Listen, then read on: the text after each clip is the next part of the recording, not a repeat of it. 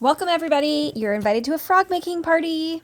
Everybody always thinks that because I make and use molds that my animals are like super easy to like press and make and put onto pieces of pottery. That is not true. Molds just don't work that way.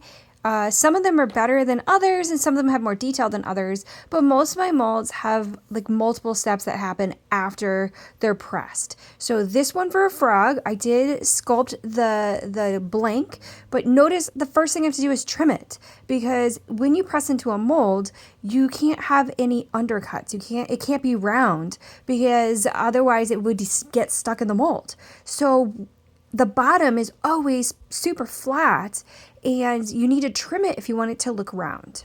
Then I add things like eyeballs and a mouth. I have to sculpt the legs because I want everything to stick out and look more natural and cute. And so you have to come up with a whole series of steps in order to have all the little parts look the way you want without messing up the parts you just finished while you work on the next step. So I would just get started with something simple and then learn the steps that work for you. Have a great day.